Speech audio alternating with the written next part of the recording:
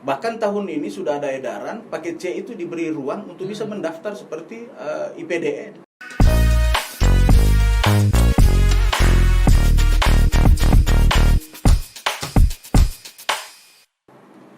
Assalamualaikum warahmatullahi wabarakatuh. Selamat datang di obrolan kekinian Sulawesi Selatan, Orkes by Kabar Kota Sulsel.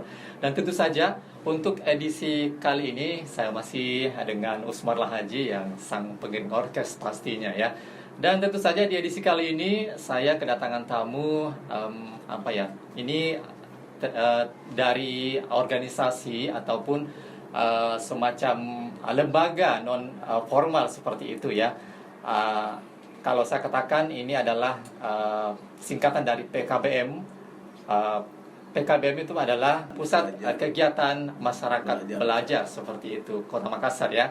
Dan saat ini sudah hadir di depan saya ada Bapak Andi Panandrang ya, atau biasa dipanggil Kak Oneng ya, seperti itu. Assalamualaikum, selamat sore Pak. Ya. Waalaikumsalam, selamat sore. Apa kabar Pak? Alhamdulillah baik. Oke, selamat datang di podcast obrolan kekinian Sulawesi Selatan, Orkes by Kabar Kota Sulsel ya Pak. Dan tentu saja kita akan berbincang Pak sedikit tentang PKBM seperti itu Pak.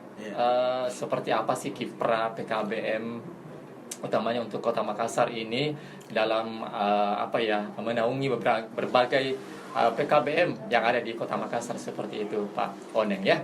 Nah, kalau boleh tahu Pak Oneng, ini sebenarnya apa sih visi dan misi dari PKBM sendiri itu Pak? Iya. Baik, terima kasih Pak. Saya harus panggil apa ini ya?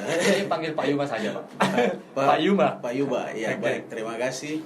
Tentunya saya apresiasi kami diberi kesempatan untuk bisa berkunjung di tempat Bapak ini dalam orkes. Ya, jadi saya ingin menyampaikan terima kasih mewakili teman-teman mungkin dari Pusat Kegiatan Belajar Masyarakat.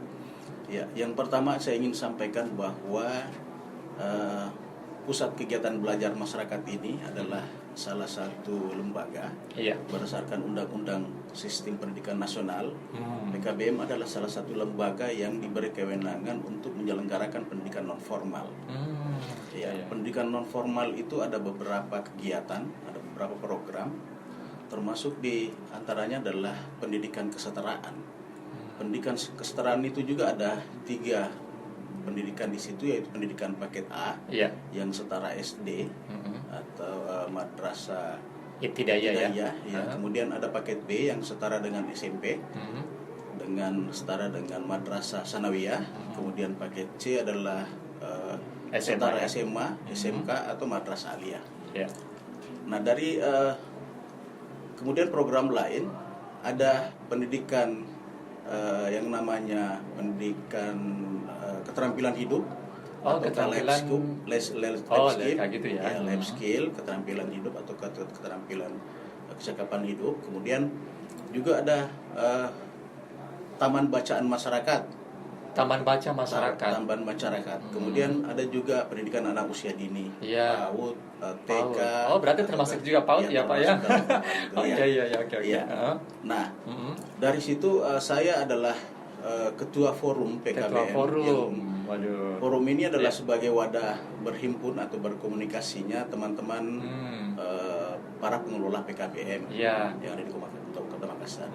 Nah, terkait dengan visi misi kami, tentunya kami ingin mencoba menjadikan penyelenggara program PKBM ini, khususnya PKBM, menjadi penyelenggara ataukah lembaga yang mandiri, berinovasi, kemudian profesional dalam hal penyelenggaraan program, baik itu secara kelembagaan maupun dalam hal dalam hal proses pelaksanaan kegiatan itu. Seperti itu. Tapi ini PKBM Pak Oneng ini di bawah naungan Dinas Pendidikan ya? Kami sebenarnya adalah mitra Dinas Pendidikan, bukan di bawah naungan pendidikan, tapi adalah mitra. Ya, artinya selain kami bisa melaksanakan kegiatan itu, sebenarnya kami juga bisa melaksanakan kegiatan-kegiatan lain yang ada bukan yang ada di bawah naungan Dinas Pendidikan. Oke. Pak Oneng, kemudian ini kalau kita lihat PKBM itu kan ada paket A, paket B, paket C, kemudian ada PAUD itu bisa di apa sih sebenarnya minimal masuk usia berapa sebenarnya seperti itu Pak?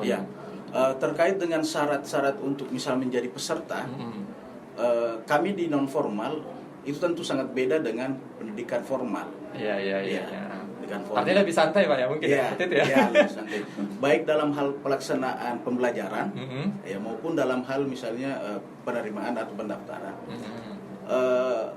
Sebenarnya yang bisa dan berhak mengikuti program ini itu kami tidak terbatasi oleh usia. Oh begitu. Iya, yang ada adalah minimal usia. Minimal usia. Maksudnya minimal usia ini ya kan terkadang ada anak-anak kita yang putus sekolah. Ya, misalnya taruhlah misalnya dia di SMP putus kelas 2. Ya kan, ataukah tidak lanjut dari SD, tidak lanjut ke SMP misalnya. Nah, sementara misalnya dia tidak lanjut seperti itu, kemudian dia baru 1 tahun misalnya nganggurnya atau 2 tahun. Tiba-tiba dia mau ujian paket B. Itu tidak boleh. Karena ceritanya usia teman-temannya belum bisa tamat. Belum sampai di situ. Ya, belum sampai. Ya, sehingga sebenarnya pendidikan ini lebih banyak kami memang lebih ditekankan untuk melayani pendidikan ini untuk anak-anak kita atau masyarakat yang putus sekolah, tidak lanjut sekolah, bahkan dari kelompok masyarakat yang belum mampu, bukan tidak mampu, belum mampu, seperti itu. Begitu. Iya. Apakah orang yang kurang mampu saja Pak Oneng?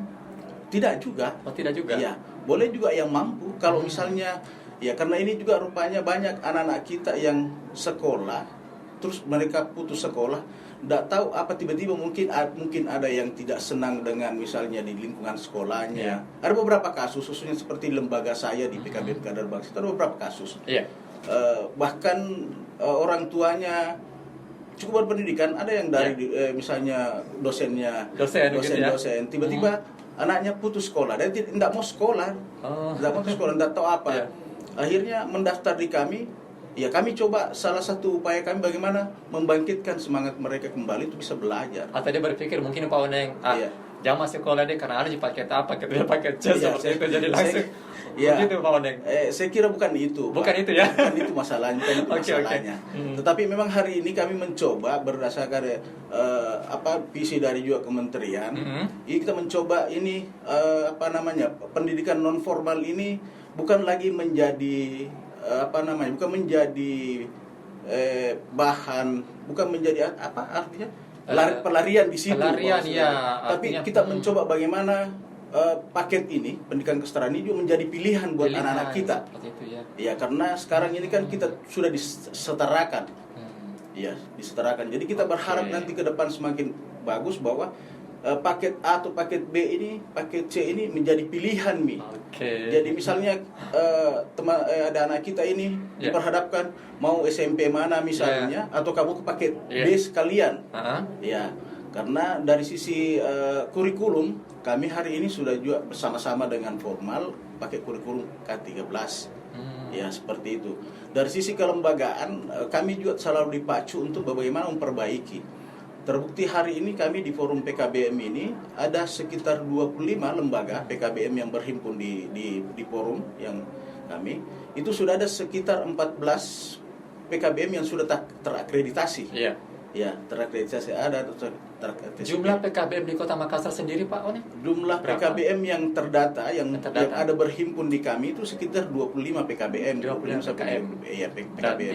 Ini sudah berada di pelosok-pelosok mungkin di Kota Makassar. Ya, tersebar artinya di pinggiran begitu Pak. Di seluruh kecamatan yang kecamatan yang ada di 15 kecamatan di Kota Makassar. Yang tadinya sebenarnya sebelum saya jadi ketua itu sekitar 50 sampai 60 PKBM. Tapi setelah menjadi ketua, akhirnya kita coba data kembali, ternyata yang masih aktif, yang masih ada sekarang yang menyelenggarakan pendidikan itu sekitar 25 sampai 30 PKBM, tidak banyak lagi. Yang terakreditasi menurut di data saya itu sekitar 14 sampai 15 PKBM. Ya. Dan ini dilakukan oleh Badan Akreditasi Pendidikan Non Formal dari pusat. Tapi ini misalnya Pak Oneng, kalau untuk yang berijazah paket C misalnya, ini kalau kita mendaftar di sebuah instansi perusahaan misalnya atau PNS, apakah bisa dari sisi legalitas digunakan gitu Pak? Dari sisi legalitas ijazah sebenarnya sangat legal. Karena kenapa? Ini bukan program kami, bukan program misalnya pemerintah kota, bukan programnya perorangan, tapi ini adalah program kementerian. Kementerian. Kementerian, sehingga ijazah ini sangat legal untuk bisa diterima di mana-mana. Iya. Bahkan seperti lembaga saya di PKBM Kadar Bangsa sampai hari ini ada yang sudah paket C yang dipakai untuk sekolah pada tingkat misalnya tentara, naikkan pangkat. Bahkan ada yang alumni saya hari ini sudah 2 tahun kemarin lulus di Unhas dengan UNM. Oh begitu, berarti bisa didaftar di perguruan tinggi negeri ya? Boleh. Bahkan tahun ini sudah ada edaran paket C itu diberi ruang untuk bisa mendaftar seperti IPDN. IPDN? Iya. Oh bisa masuk IPDN iya, juga? bisa masuk. Iya. Seperti itu. Ternyata luar biasa ya untuk paket C ini, paket A, paket B, paket C. Betul. Yang tentu saja kita sudah Pak Onita sudah jelaskan kalau paket A itu setingkat dengan SD atau MI, kemudian paket B itu setingkat dengan SMP ataupun MTS seperti itu, dan juga paket C setingkat dengan SMA, SMK dan sederajat atau madrasah aliyah seperti itu ya. Dan tentunya kita masih banyak berbincang-bincang ini Pak Oneng ya. Ada kayaknya Pak Oneng antusias sekali ya untuk bisa memberikan penjelasan tentang PKBM ini. Saya memang berharap ini Pak untuk bisa selalu mensosialisasikan ini, karena saya lihat memang masih banyak masyarakat yang belum tahu informasi tentang ini. Iya, Pak, dan juga bahkan mereka ragu-ragu dengan kegiatan ini. Salah satu saya pernah dapat peserta Pak, itu malah salah satu pegawai negeri di gubernuran. Sampai dia di 2 tahun kemarin kalau PKBM saya sempat memasang baliho di mana-mana di Kota Makassar ini. Sampai orang itu menelpon, Pak, saya lihat ada baliho, saya mau coba mendaftar.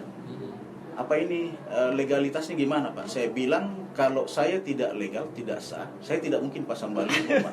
Saya pasang nomor telepon saya, itu bunuh diri namanya. Iya. Dia bilang saya sebenarnya 2 tahun kemarin saya diajak, dan saya bilang kalau begitu Bapak jangan bicara telepon, coba datang di tempat saya, lihat tempat saya.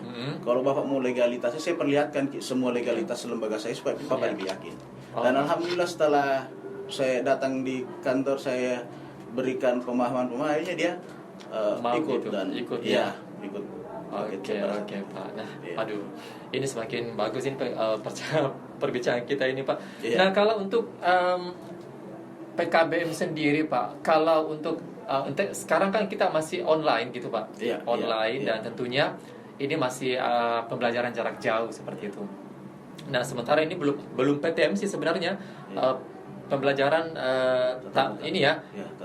tatap muka seperti itu. Kalau dari PKBM sendiri pada saat pandemi kemarin dan sampai saat ini, bagaimana sistem pembelajarannya Pak? Terkait dengan wadah yang menimpa kita ini, wabah kita ini dengan pandemik ini, sebenarnya pembelajaran daring ini, ini bukan 2 tahun kemarin dan bukan tahun ini sebenarnya kita. Ini pembelajaran daring ini sebenarnya kami dari lembaga non formal itu 3-4 tahun yang lalu sudah berbicara persoalan itu. Untuk mengantisipasi peserta yang kami memang sehingga sekalipun misalnya dengan kondisi ini baru kita diberikan untuk melakukan itu, tapi kami dari PKBM tetap mengikuti program itu, dan alhamdulillah teman-teman atau adik-adik kita bisa melakukan program pembelajaran secara jarak jauh atau daring itu. Bahkan kemarin ujian nasionalnya kami juga melakukan secara online. Tetapi tetap kami dikoordinasi oleh Dinas Pendidikan. Kami bukan menyelenggarakan ujian itu sendiri, tetapi tetap melakukan jadwal secara nasional. Kemudian dikoordinasi oleh langsung Dinas Pendidikan. Oke. Tapi saya mau tanya Pak, ini PKBM ini lahir atau diadakan ini tahun berapa Pak? Awal. Kalau sebenarnya PKBM ini sebenarnya kalau seperti luar negeri sudah lama sekali ya Pak ya. Iya. Cuman memang kalau kita di Indonesia sebenarnya forum ini PKBM ini baru di masyarakat. Iya, karena orang berpikir ya tadi yang sudah jelaskan bahwa paket C ini setingkat dengan atau sederajat dengan SMA seperti itu, dan bisa legal digunakan di mana saja seperti itu. Ya. Oke. Kalau dulu kan ada yang namanya ujian persamaan. Ya, ujian persamaan. Sehingga ini yang kita tidak muncul di situ karena masih sekolah-sekolah formal menerima ujian persamaan. Ya. Nah, sehingga setelah diundang-undangkan sistem pendidikan ini, ini tidak boleh lagi sekolah-sekolah formal melakukan ujian persamaan. Semua yang putus sekolah harus didorong ke PKBM untuk melakukan. Jadi semuanya dirangkul dari sana, kemudian mengikuti di PKBM itu sendiri. Ya, seperti itu, Pak. Oke, Pak. Nah, kalau untuk ini, Pak, kalau kurikulum sendirinya, Pak, ini setiap tahun berubah juga atau kurikulum itu kalau tadinya kan KTSP, ini 2 tahun terakhir, apalagi namanya kompetensi pembelajaran itu sendiri. Sekarang ini kita sudah diwajibkan untuk menggunakan K13 kurikulum 2013 seperti dengan sekolah-sekolah formal. Jadi sudah kita berlakukan seperti itu. Namun dari situ tetap lembaga-lembaga masing-masing punya pengembangan dari kurikulum itu. Artinya sesuai dengan kondisi dan karakter mereka yang ada di daerahnya, atau mungkin sesuai dengan karakter yang ada di peserta didik. Karena kita masih tetap juga menggunakan kondisi yang ada di sekitar kita, ya. Taruhlah misalnya saya tadinya berada di sekitar Pemulung, tentu kurikulum yang saya gunakan kita mencoba mengembangkan itu supaya pendekatan kurikulum lebih bisa dipahami dengan kondisi yang ada di lapangan itu. Iya, supaya mereka lebih bisa punya semangat untuk bisa belajar. Taruhlah misalnya anak-anak kita yang paket A misalnya, yang memang belum pernah sekolah. Ini kalau kita tidak pendekatan pembelajarannya seperti itu, yang misalnya komunitasnya ikut di Pemulung misalnya, kalau kita lakukan pendekatan mereka kurang berminat. Jadi taruhlah misalnya, ternyata ini anak-anak kita pintarnya matematika, pintarnya menghitung, tapi tidak matematika.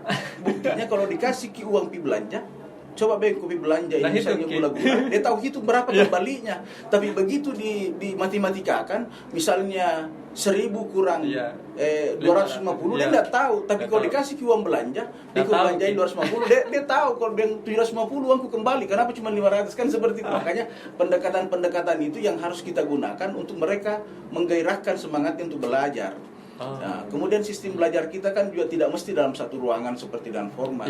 Di mana mereka tanyakan juga, Pak, bagaimana sistem pembelajarannya? Apakah dalam satu kelas juga atau mungkin dia bebas? Apakah misalnya di bawah pohon atau di dalam ruangan tersendiri gitu, Pak? Dalam sistem pembelajaran, proses belajar itu tetap kita juga menganut yang namanya rombel-rombel atau kelas-kelas. Tapi dari sistem pembelajarannya, proses pembelajarannya tidak mesti kita dalam satu ruangan.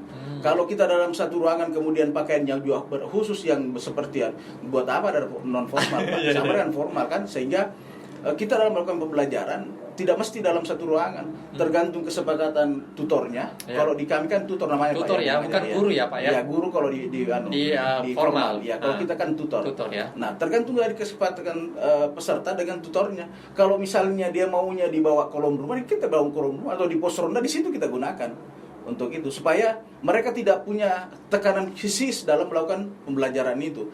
Saya selalu mengatakan begini, ibaratnya kita ini kan, Pak, di non formal ini, kita ini ibarat orang tidak mau belajar, kita paksakan. Tidak mau sekolah, kita paksakan. Jadi kalau saya ibaratkan mobil mogok, ini kita kita dorong ini mobil mogoknya ini kan.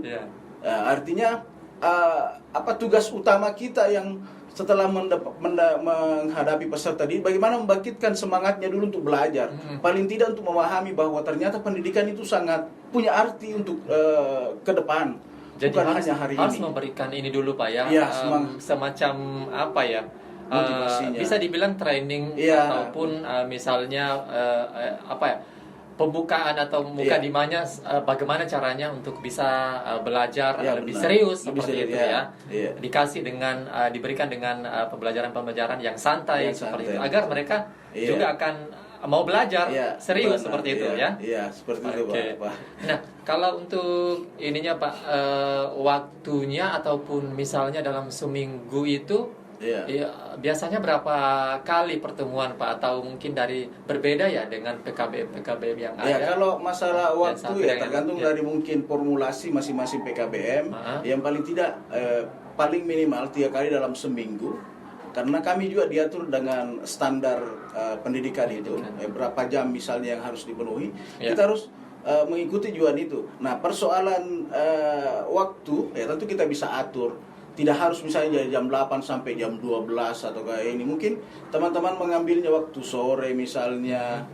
Mungkin paling tidak misalnya 3 kali seminggu atau 4 kali seminggu, mulai Senin atau Rabu, baru Jumat lagi baru belajar, tidak harus setiap hari. Karena kami juga sadari bahwa tidak semua yang ikut proses pembelajaran ini, tidak semua mereka tidak punya kegiatan, mereka punya aktivitas juga, sehingga itu juga mesti kita perhitungkan. Mungkin jadi durasinya itu tidak sama dengan sekolah formal yang jelas tidak sama dengan formal. Yang paling tidak kita bisa memenuhi standar proses pembelajaran yang ada ditetapkan di kementerian. Oke Pak, aduh ini semakin banyak saya tahu tentang PKBM ya. Saya cuma biasa mendengar aja Pak, paket C, paket B, paket A, tapi saya bilang, aduh ini paket-paket apa ini, maksudnya apakah sama dengan pembelajaran yang ada di formal atau bagaimana? Jadi saya sudah tahu ini Pak. Oke. Kalau untuk misal untuk ininya Pak, pendaftarannya seperti itu, apakah ada semacam pembayaran gitu Pak? Kalau bayaran maksudnya untuk mendaftar peserta kita ini, sampai hari ini 2 tahun terakhir ini memang kebetulan kami sudah diberi alokasi bantuan dari kementerian, sehingga untuk pendaftaran peserta itu tidak lagi seperti itu. Kalau yang 5 tahun yang lalu memang belum ada bantuan yang untuk peserta didik, tentu dalam melakukan proses pembelajaran, siapa yang mau bayar kalau tutor, kalau datang mengajar, kalau tidak kita minta partisipasi. Tapi saya kira dari sisi biaya itu sangat minim menurut saya. Kalau misalnya kita mau bayangkan dengan sekolah di formal misalnya, tentu tidak sebanding dengan itu makanya di kami non formal tidak juga kami tekankan bahwa harus berpakaian putih misalnya, ada keseragamannya, tidak seperti itu. Jadi terserah, yang penting kau pakaian rapi, bebas, yang penting sopannya itu kita selalu ajarkan, supaya jangan kau pakai sandal bela datang belajar, paling tidak pakai sepatu maka. Artinya ini tidak diharuskan untuk seragam pakaian, tapi paling tidak harus harus rapi, bebas rapi maksudnya seperti itu. Oke Pak. Nah, ini kita keluar lagi Pak sedikit terkait dengan ini misalnya adanya dugaan beberapa penyimpangan begitu Pak ya. Misalnya penyelenggaraan ujian nasional. Kan PKBM ikuti ujian nasionalnya seperti itu Pak ya. Kalau dari PKBM Kota Makassar sendiri berupa pengambilan ijazah, kemudian dengan harga yang tinggi misalnya, dan ataukah mungkin peserta bisa langsung mengikuti ujian seperti itu Pak? Dan tanpa mengikuti kegiatan belajar mengajar, itu biasanya itu sering terjadi seperti itu Pak. Kalau dari PKBM sendiri pernah tidak mendapatkan seperti itu Pak? Sebenarnya dengan sistem ini yang apalagi sekarang Pak ya, dengan sistem Dapodik ini, itu sebenarnya tidak bisa lagi teman-teman mengikutkan peserta didik langsung ujian, tidak lagi seperti itu. Dengan sistem Dapodik ini, makanya peserta didik ini harus mendaftar minimal dia harus 6 bulan terdaftar di PKBM kami. Artinya minimal dia ikut satu semester akhir seperti itu, supaya baru bisa ikut ujian. Kalau tahun-tahun sebelumnya memang boleh jadi kita daftar dia misalnya 2 minggu sebelum ujian orang, tapi 4 tahun terakhir ini tidak bisa seperti itu lagi. Apalagi dengan sekarang ini 2 tahun terakhir ini itu sama sekali sudah tidak bisa, karena kewenangan Dapodik untuk menginput peserta itu ada di lembaga masing-masing PKBM. Terinput di situ Pak. Terinput secara nasional. Bahkan ini untuk 2022 ini untuk Dapodik ini sudah dianukan di pusat bahwa satu data untuk Dapodik. Artinya sekarang ini data peserta yang kita input di Dapodik itu sudah online ke seluruh instansi pendidikan, baik SD, SMP maupun SMA. Jadi kalau misalnya ini anak ternyata putus sekolah di SMP, terus dia mendaftar di kita untuk paket B, tapi di sini belum keluar, maka begitu kita input akan kelihatan bahwa ini peserta ganda. Kelihatan ganda. Dari misalnya dia sekolah di SMP, Pak. Iya. Kalau misalnya masih terdaftar di situ itu tidak boleh ke paket B. Tidak bisa. Harus keluar tetap dulu. Misalnya bisa kita input, tapi akan kelihatan di situ ganda. Ganda ya. Sehingga kalau kita mau lakukan sinkronisasi terkait dengan ini, itu kami sulit di PKBM kami karena data anak ini dinyatakan tidak valid. Sehingga harus berkoordinasi atau ditarik kembali bahwa tolong ke sekolah itu suruh keluarkan di Dapodik itu kalau memang kau tidak mau sekolah lagi di situ, supaya kami bisa sinkron. Kalau tidak akan pernah mau sinkron kami punya Dapodik karena ini anak dinyatakan tidak valid datanya karena muncul kedua nama di lembaga pendidikan yang berbeda. Ya seperti itu. Tapi kalau misalkan Pak, ini saya kembali lagi sedikit Pak. Kalau misalkan untuk paket A, paket B, paket C, kalau misalnya tidak pernah sama sekali sekolah Pak, kemudian masuk di paket A, bisa ya Pak? Boleh.